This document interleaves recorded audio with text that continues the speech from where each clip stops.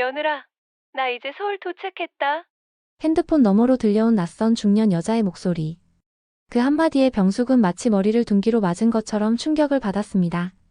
손에서 미끄러진 핸드폰이 바닥에 떨어지는 소리가 텅 빈 거실에 메아리 쳤습니다. 내가 시어머니인데 도대체 이게 무슨 소리지? 그날도 평범한 금요일 오후였습니다. 서울에서 30년째 곱창집을 운영하는 병숙은 백화점에 들러 손녀딸을 위한 예쁜 원피스 2벌을 샀습니다. 분홍색 하나, 하늘색 하나. 5살 손녀가 좋아할 만한 귀여운 토끼 그림이 그려진 옷들이었죠. 대한항공 기장인 아들은 미국 비행 스케줄로 집을 비운 상태였습니다. 병숙은 며느리 수진에게 전화를 걸었습니다. 1번, 2번, 3번. 평소라면 곧바로 받던 며느리가 이상하게 전화를 받지 않았습니다. 병숙은 그저 아들 집 거실의 백화점에서 산 손녀 옷만 놓고 가려고 했습니다. 차로 15분 거리에 있는 아들 집 아파트에 도착한 병숙은 현관문 앞에 섰습니다. 2580. 가운데 숫자만 쭉 누르면 되는 간단한 비밀번호였습니다. 며느리 수진이 어머님도 저희 집 비밀번호 알고 계셔야죠 라며 스스럼없이 알려준 번호였죠. 문을 열고 들어선 순간 병숙은 자신의 눈을 의심했습니다. 늘 깔끔하고 정돈되어 있던 25평 아파트가 마치 폭탄이라도 맞은 것처럼 엉망이었습니다. 거실 바닥엔 옷가지들이 여기저기 널브러져 있었고 소파 위엔 며칠은 된 듯한 배달음식 용기들이 쌓여 있었습니다. 주방에서는 시큼한 음식물 쓰레기 냄새가 진동했습니다. 아이고, 이게 뭐야, 난리 났네. 병숙은 한숨을 쉬며 널브러진 옷들을 하나씩 주워 개기 시작했습니다. 아들 부부가 얼마나 바빴으면 이 지경이 됐을까 안쓰러운 마음이 들었습니다. 특히 5살 손녀가 이런 환경에서 지낸다고 생각하니 마음이 아팠습니다. 청소를 하던 중이었습니다. 소파 쿠션 사이 어딘가에서 핸드폰 벨소리가 울렸습니다. 처음엔 자신의 핸드폰인가 했지만 아니었습니다. 소리를 따라가니 소파 밑에 핸드폰이 하나 떨어져 있었습니다. 화면에 뜬 이름을 보니 며느리 수진의 것이었습니다. 모르는 번호였습니다. 병숙은 잠시 망설였습니다. 그러나 계속해서 울리는 전화.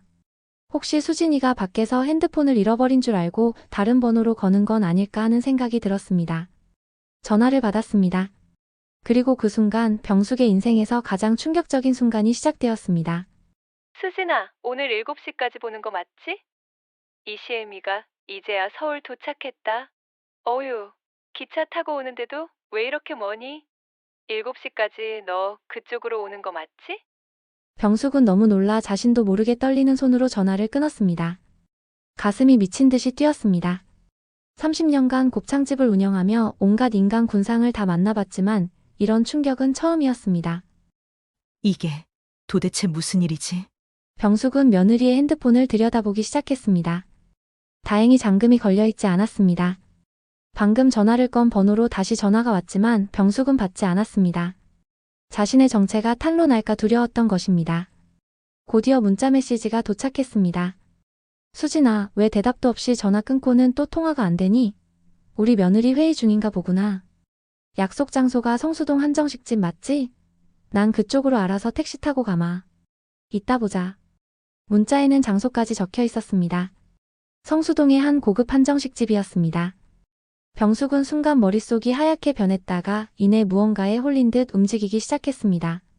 백화점 쇼핑백을 거실 한구석에 내려놓고 며느리의 핸드폰을 꼭 쥔 채 집을 나섰습니다. 택시를 잡아타고 성수동으로 향하는 내내 병숙의 머릿속은 복잡했습니다. 무슨 오해가 있을 거야. 하지만 가슴 한구석에서 올라오는 불안감은 쉽게 가시지 않았습니다. 한정식집 앞에 도착한 병숙은 잠시 차 안에서 기다렸습니다. 그리고 7시 10분 전 익숙한 뒷모습이 눈에 들어왔습니다. 며느리 수진이었습니다. 병숙은 가슴이 철렁 내려앉았습니다.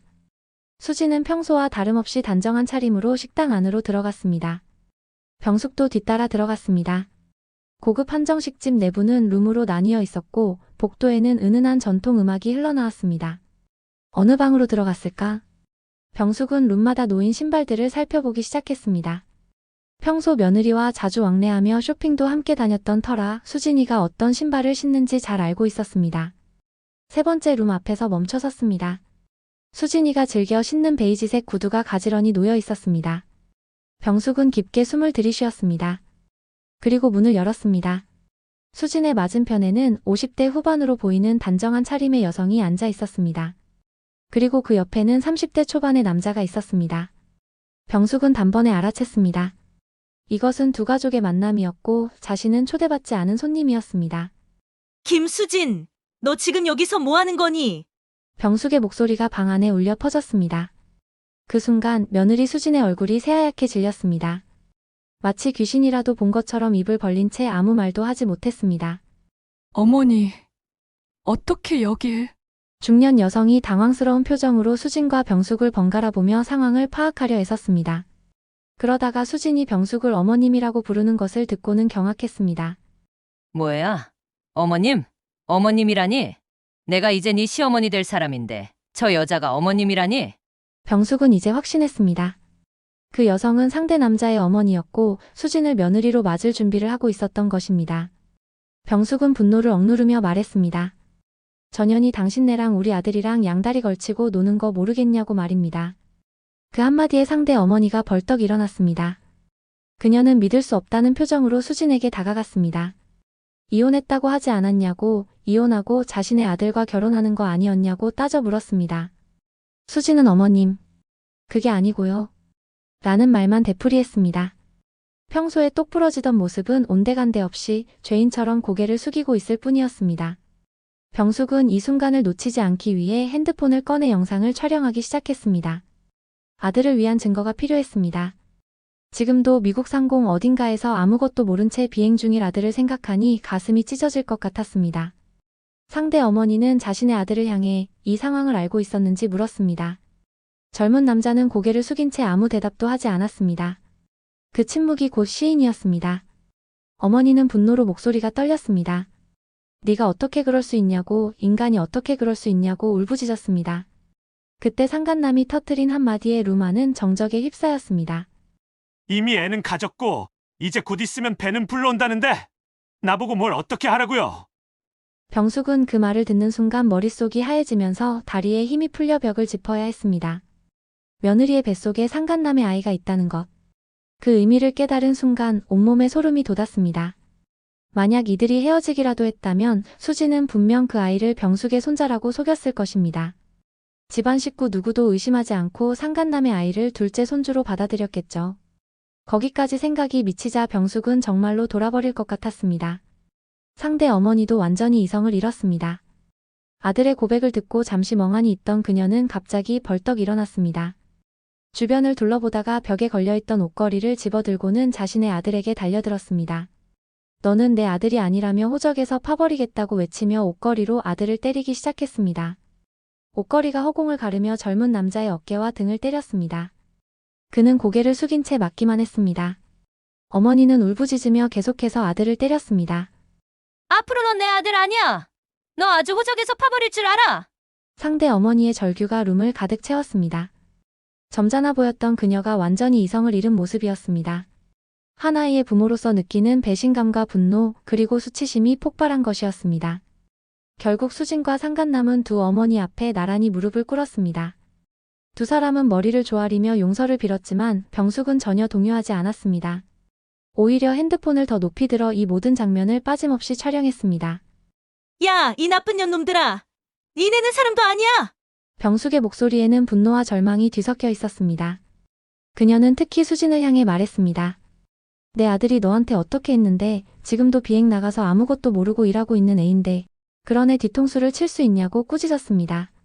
수진은 눈물을 흘리며 변명했습니다. 정말로 이렇게 될 줄 몰랐다고, 애가 생길 줄은 꿈에도 몰랐다고 말입니다. 자신도 어쩔 수가 없었고 어떻게 해야 할지 정말 고민 중이었다고 울먹였습니다. 고민 중이었다고? 병숙은 그 뻔뻔한 변명에 기가 막혔습니다. 고민할 게 뭐가 있냐며 테이블 위에 있던 동치미 국물을 집어들었습니다. 그리고는 수진의 머리 위로 확 뿌려버렸습니다. 차가운 국물이 수진의 머리카락과 옷을 적셨습니다. 수진은 동치미 국물이 쏟아지자 정신을 차리지 못하고 오히려 짜증을 냈습니다. 병숙은 더욱 분노했습니다. 이건 시작에 불과하다고, 내 아들을 배신하고 우리 가족을 기만한 대가를 혹독히 치르게 해줄 거라고 경고했습니다. 그리고 상간남에게도 각오하는 게 좋을 거라고 말했습니다. 병숙은 바락바락 소리를 질러놓고는 그 자리를 박차고 나왔습니다. 한정식 집을 나오는 순간 참았던 눈물이 주르륵 흘러내렸다고 합니다. 당당하게 말하고 나왔지만 아무것도 모르고 있을 아들을 생각하니 가슴이 미어지는 것 같았습니다. 병숙은 아들이 한국에 돌아올 때까지 이 충격적인 사실을 숨기기로 했습니다. 바로 전화해서 알릴까도 생각했지만 비행 중에 혹시라도 문제가 생길까 싶어 참았죠. 그 며칠간이 얼마나 길고 고통스러웠는지 병숙은 제대로 잠도 이루지 못했습니다. 마침내 아들이 돌아왔습니다. 공항에서 집으로 오는 길 병숙은 떨리는 목소리로 모든 사실을 털어놓았습니다. 성수동 한정식집에서 목격한 일, 며느리의 불륜, 그리고 상간남의 아이까지 임신한 상황을 하나하나 설명했습니다. 아들의 얼굴이 점점 굳어지더니 이내 난생 처음 보는 분노를 표출하기 시작했습니다. 아들은 곧장 자신의 집으로 향했고 병숙과 남편도 무슨 일이라도 저지를까 불안한 마음에 뒤따라갔습니다. 집에 도착한 아들은 수진을 보자마자 안방으로 들어갔습니다. 큰 액자를 들어 올리더니 바닥에 내팽개쳤고 유리가 산산조각 나면서 날카로운 소리가 집안을 울렸습니다. 그것은 시작에 불과했습니다. 아들은 며느리가 쓰던 물건들을 모조리 끄집어냈습니다. 옷장에서 꺼낸 명품 가방들, 자신이 선물했던 옷들, 액세서리들을 거실 바닥에 쏟아냈습니다. 그리고는 부엌에서 가위를 가져와 하나하나 잘라내기 시작했습니다. 네가 인간이야? 어떻게 이런 짓을 할 수가 있어? 아들의 목소리는 분노로 떨렸습니다. 지금 눈앞에 갈기갈기 찢겨진 것들처럼 며느리의 인생도 산산조각 날 거라고 소리쳤습니다.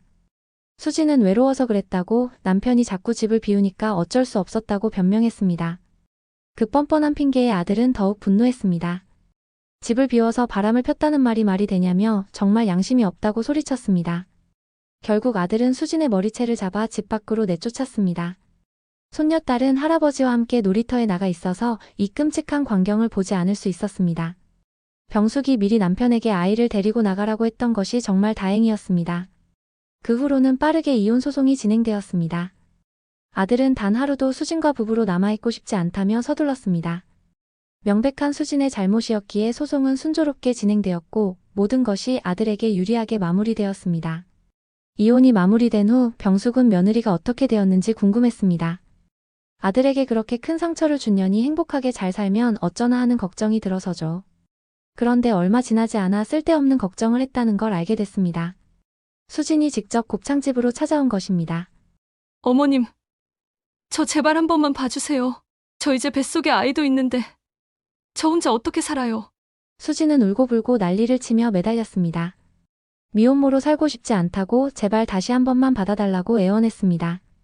그리고 충격적인 사실을 털어놓았습니다. 상간남이 자신을 버렸다는 것입니다.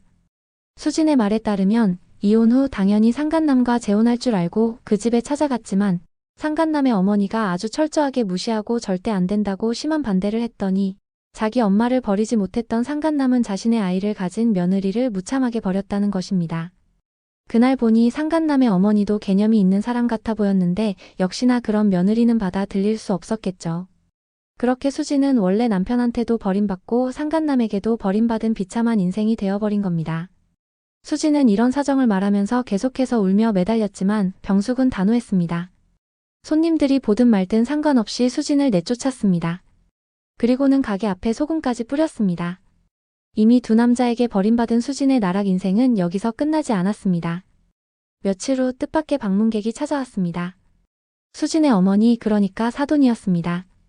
그녀는 병숙 앞에 무릎을 꿇고 용서를 구했습니다.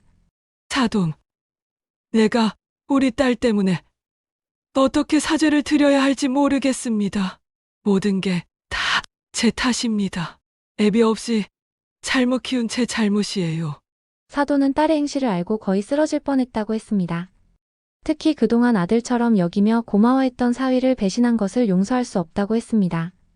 사위가 비행으로 바쁜 중에도 꼬박꼬박 자신을 찾아와 밥도 같이 먹고 술친구도 되어주었는데 그런 사위를 두고 딸이 그런 짓을 했다는 게 믿기지 않는다고 울먹였습니다. 내 딸이지만 저도 용서가 안 됩니다. 사돈, 정말 죄송합니다. 병숙은 사돈의 진심 어린 사과에 마음이 아팠습니다. 자식 일이 어디 부모 뜻대로 되는 것이냐며 오히려 이렇게 찾아와 사과해줘서 감사하다고 했습니다. 울면서 돌아가는 사돈의 뒷모습이 너무나 안쓰러웠다고 합니다. 나중에 들려온 소식에 따르면 수지는 결국 뱃속에 아이를 지우기로 했다고 합니다. 미혼모로 살기가 너무 두려웠던 것 같았습니다. 부모로서 뱃속 아이를 포기한다는 것이 얼마나 끔찍한 일인지 알기에 병숙도 복잡한 심정이었습니다. 하지만 병숙은 더는 동정심을 가지지 않기로 했습니다. 여전히 아들은 배신당한 고통 속에서 살고 있었거든요. 이혼 당시 그 상간남에게까지 위자료를 톡톡히 받아내며 제대로 복수를 했지만 사실 속은 이미 썩어 문드러진 상태였습니다. 아들은 직장에 휴직계를 내고 매일 술로 하루를 보내며 끼니도 제대로 챙기지 않았습니다. 방황의 시간이 계속되던 중 다행히 아들은 손녀딸과 함께 병숙의 집으로 들어왔습니다. 병숙은 폐인처럼 지내는 아들에게 억지로라도 죽 한 숟가락씩 먹이며 버틸 수 있게 도왔습니다. 그 모습이 얼마나 안쓰러웠는지 가슴이 미어졌습니다. 사실 아들이 가장 두려워했던 것은 혹시 지금까지 자신의 딸이라고 믿고 있었던 지안이가 자신의 친딸이 아닐지도 모른다는 의심이었습니다. 수진의 배신이 이번이 처음이라는 보장이 없었기 때문이죠. 고민 끝에 아들은 친자 검사를 받기로 결심했고 병숙도 그 결정에 동의했습니다. 검사 결과를 기다리는 시간은 지옥 같았습니다. 병숙은 매일 밤 악몽에 시달렸고 아들은 더욱 폐인처럼 지냈습니다.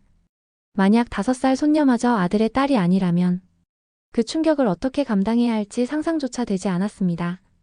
결과가 나오는 날 아들은 병원에서 봉투를 받아들고는 한참을 망설였습니다. 떨리는 손으로 봉투를 쥐고만 있을 뿐 쉽사리 열어보지 못했습니다. 병숙과 남편이 옆에서 지켜보는 가운데 아들은 결심한 듯 검사 결과지를 펼쳤습니다. 그리고는 거의 울부짖듯 소리쳤습니다. 엄마, 내 딸이 맞아요. 지안이는 내 딸이 맞았어요. 아들은 그 자리에서 목 놓아 울기 시작했습니다. 안도감과 함께 그동안 억눌렀던 모든 감정이 폭발한 것이었습니다. 병숙 부부도 아들을 끌어안고 함께 눈물을 흘렸습니다. 적어도 손녀만큼은 진짜 가족이라는 사실에 온 가족이 안도했습니다. 하지만 여전히 배신의 상처에서 벗어나지는 못했습니다. 매일 술로 시간을 보내고 끼니도 제대로 챙기지 않았습니다. 그런데 아들을 진정으로 일으켜 세운 것은 어린 손녀딸이었습니다. 어느 날 저녁 아들이 또 술에 취해 거실 소파에 쓰러져 있었습니다. 5살 손녀가 아빠 곁으로 다가가 작은 손으로 아빠의 얼굴을 쓰다듬으며 말했습니다. 아빠 울지 마. 아빠 넘어졌어? 괜찮아. 안 아프면 괜찮은 거야. 그 순수한 목소리에 아들의 눈가가 붉어졌습니다. 손녀는 계속해서 아빠를 토닥였습니다. 우리 선생님이 넘어져도 안 아프면 괜찮다고 했어. 그리고 넘어진 친구가 울면 꼭 안아주라고 했어. 아빠 넘어졌어? 내가 안아줄게. 아빠 울지 마. 괜찮아. 아무것도 모르는 아이가 마치 모든 것을 아는 듯 아빠를 위로하는 모습에 아들은 그만 소리내어 울고 말았습니다. 병숙도 그 광경을 보며 함께 눈물을 흘렸습니다. 엄마를 잃은 아이가 오히려 아빠를 위로하는 모습이 너무나 가슴 아팠습니다. 그날 이후 아들은 조금씩 변하기 시작했습니다. 딸을 위해서라도 정신을 차려야겠다고 결심한 것이었습니다. 덥수룩한 수염을 깎고 깨끗하게 씻었습니다. 오랜만에 양복을 꺼내 입고 거울 앞에 섰습니다. 그리고는 회사에 복직 신청을 했습니다. 처음엔 엄마를 찾으며 자주 울던 손녀도 시간이 지나며 안정을 찾았습니다. 병숙이 엄마 역할을 대신하고 고모가 자주 와서 놀아주며 할아버지가 동화책을 읽어주는 사이 아이는 조금씩 엄마의 부재를 받아들였습니다. 가족 모두가 힘을 합쳐 그 작은 아이의 상처를 보듬어주려 노력하고 있습니다. 오늘 이야기는 어떠셨나요? 여러분의 생각이 정말 궁금해요. 댓글로 알려주세요. 오늘도 함께 해주셔서 진심으로 감사합니다. 따뜻한 인생 스토리였습니다.